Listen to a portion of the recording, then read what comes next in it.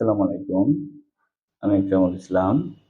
আমি এখন এমন কিছু অঙ্ক করাবো যেগুলো বিসিএস পরীক্ষা সহ অন্যান্য চাকরির পরীক্ষায় প্রায় প্রতি বছরই আসে।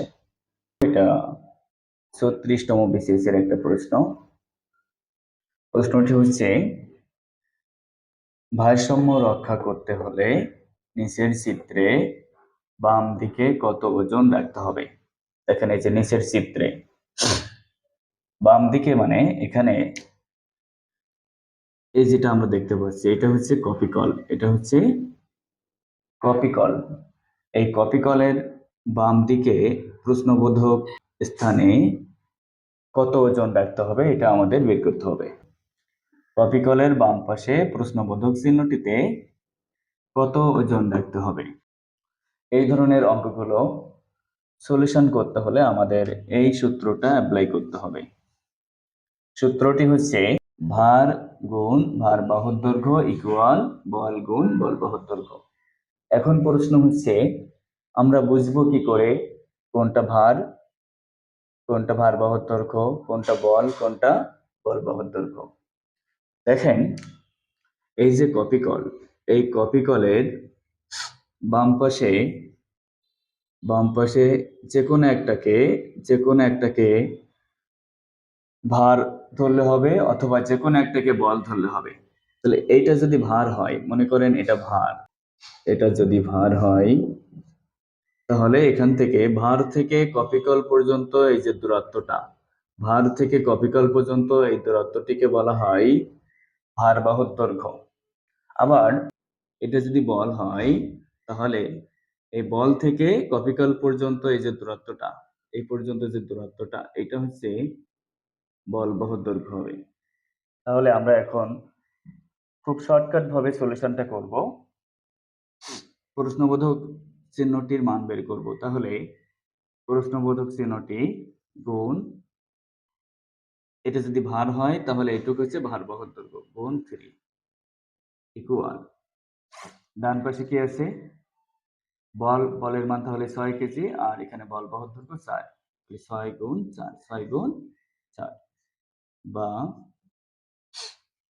দেখেন বাম পাশে কোনো কিছু গুণ আকারে থাকলে ডান পাশে গেলে ভাগ হয়ে যায়। তাহলে এখানে প্রশ্নবোধক চিহ্নটি ইকুয়াল, এখানে 4 ছক কত 24 ডিভাইডেড এই 3 ডান পাশে যে ভাগ হয়ে গেছে। তাহলে 3 8 24 8, অতএব প্রশ্নবোধক চিহ্নটির মান 8। তাহলে এখানে দেখেন বলটা যেহেতু কেজিতে আছে তাহলে এখানে ভারটা কেজিতে হবে, তাহলে 8 কেজি। অ্যান্সারটা কি হবে 8 কেজি। তো এই ধরনের ম্যাথ আসলে এভাবেই সলভ করতে হবে, এভাবেই সলিউশন করতে হবে। শর্টকাট ভাবে কি করবেন, ভারের সাথে ভার বাহুর দৈর্ঘ্য গুণ করবেন ইকুয়াল দিয়ে বলের সাথে বল বাহুর দৈর্ঘ্য গুণ করবেন। তারপরে যদি ভার বের করতে বলে তাহলে এই যে ভার বাহুর দৈর্ঘ্যটা ডান পাশে ভাগ করে দিবেন, দিয়ে সলিউশন করলেই অ্যান্সার চলে আসবে। এখন আমি এই নিয়মের আরো কয়েকটি অঙ্ক সলিউশন করে দেখাবো এই একই ওয়েতে, একই সূত্র দিয়ে। 2 নম্বর প্রশ্ন, দেখেন এই চিত্রটা দেওয়া আছে, এই চিত্রটা দিয়ে বলছে নিচে কত বসালে স্কেলের ব্যালেন্সটি সমান হবে। তার মানে এই প্রশ্নবোধক চিহ্নটিতে এখানে কত বসালে স্কেলের ব্যালেন্সটি সমান হবে।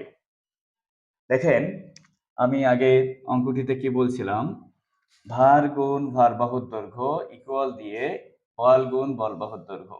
তাহলে এখানে যদি সেটাই অ্যাপ্লাই করি কি হবে, এখানে ভার আছে 4.5 কেজি গুণ ভার বাহুর দৈর্ঘ্য হচ্ছে 10 ইকুয়াল গুণ বল বাহুর দৈর্ঘ্য 7.5। তাহলে প্রশ্নবোধক চিহ্নটির মান বের করতে হবে। 4.5 এর সাথে 10 গুণ করলে 45 ইকুয়াল প্রশ্নবোধক চিহ্ন গুণ 7.5 বা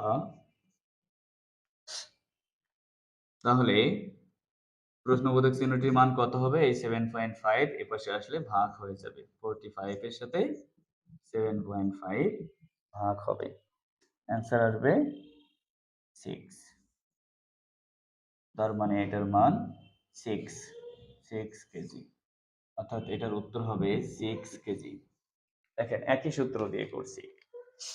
ভার গুণ ভারবাহুর দৈর্ঘ্য ইকুয়াল দিয়ে বল গুণ বলবাহুর দৈর্ঘ্য, ওই সূত্রটা দিয়ে অঙ্কটা করে ফেললাম।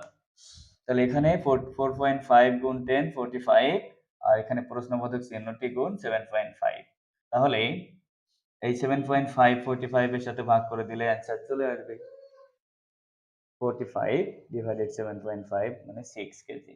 এটার সলিউশনে যদি আপনাদের প্রবলেম হয় দশমিকে, দেখেন 45 ডিভাইডেড 7.5, এই দশমিক যদি আমি উঠাই দেই তাহলে উপরে দশমিকের জন্য 1, দশমিকের পরে একটা ডিজিট, তার জন্য একটা শূন্য। এখন দেখেন 5 দুনো 10, 5 15 75, 15 একে 15, 3 15 45, 3 দুনো 6, 3 দুনো 6, 6 কেজি। দেখছেন দশমিকের যদি অঙ্ক থাকে তাহলে এভাবে সলিউশন করতে পারবেন। দশমিকটাকে উঠাই দিয়েছি বলে উপরে দশমিকের জন্য 1 হয়েছে, দশমিকের পরে একটা ডিজিট, তার জন্য একটা শূন্য। এখন কি করছি? 5 দিয়ে কাটাকাটি করছি। 5 দুনো 10, 5 15 75, 15 একে 15, 3 15 45। তাহলে লবে আছে 3 আর 2, 3 আর 2 গুণ করলে 6। তাহলে এটা 38 বিসিএস এর আরেকটি প্রশ্ন। এখন আমি যেটা সলিউশন করব সেটা 40তম বিসিএস এর একটা প্রশ্ন, একই ধরনের ম্যাথ। দেখেন 3 নম্বর অঙ্কতে এই প্রশ্নটি আসছে 40তম বিসিএস পরীক্ষায়। এখানে এটা কপি কল, এখানে দেওয়া আছে 100 কেজি। কত কেজি? 100 কেজি। আর এইখানে হচ্ছে প্রশ্নবোধক চিহ্নটি দেওয়া আছে। এইটুকু হচ্ছে 7 মিটার, আর এখান থেকে এইটুকু দূরত্ব 5 মিটার। তাহলে আমরা ওই একই ফর্মুলা ব্যবহার করব। ভার গুণ ভারবাহুর দৈর্ঘ্য ইকুয়াল বল গুণ বলবাহুর দৈর্ঘ্য।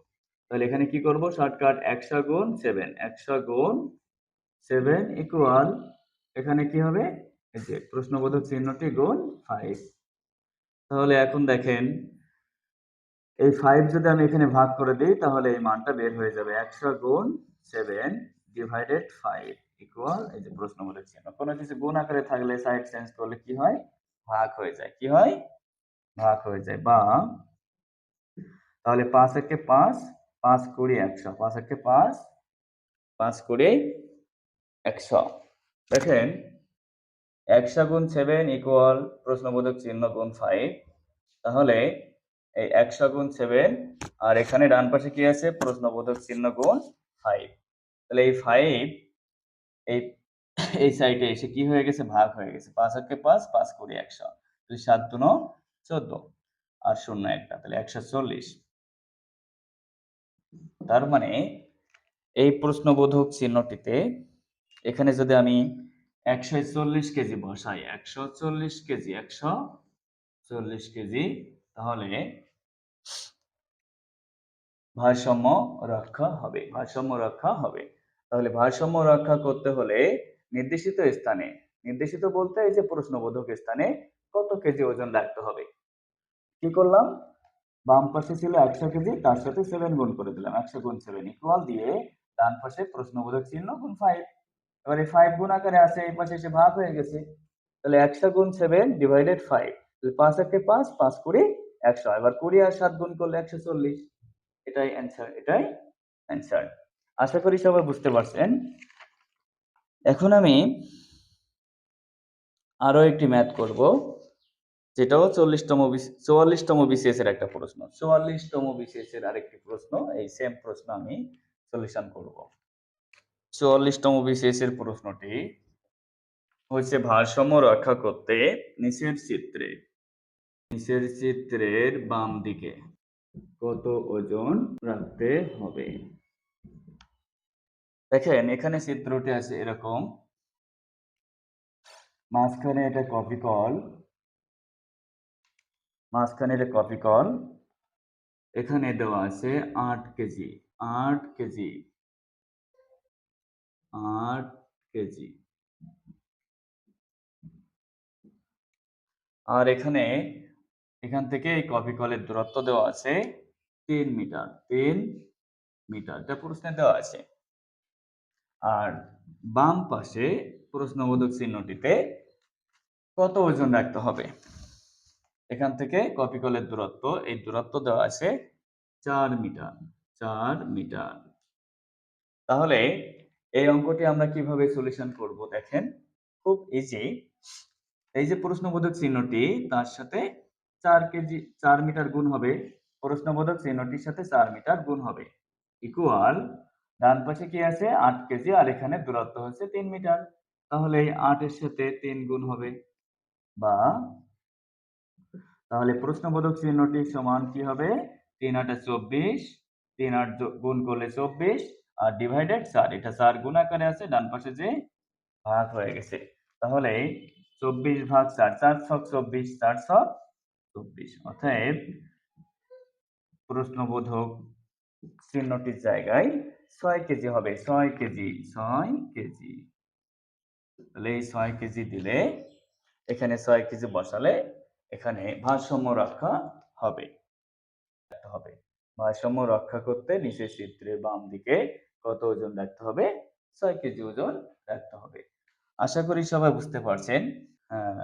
10-15 সেকেন্ডে এর সলিউশন বের করা সম্ভব। শুধু চিত্র দেখবেন, কি করবেন, বাম পাশে যেটা থাকবে, বাম পাশে যে ভার থাকবে তার সাথে ভারবাহু গুণ করে দিবেন, ইকুয়াল দিয়ে ডান পাশে যে বল থাকবে তার সাথে এই বলবাহুর দৈর্ঘ্য গুণ করে দিবেন। আজকের মতো এই পর্যন্তই। আগামী ক্লাসে আমি আরো কিছু গুরুত্বপূর্ণ অঙ্ক এরকম এভাবে শর্টকাট ওয়েতে সলিউশন করে দেব ইনশাল্লাহ।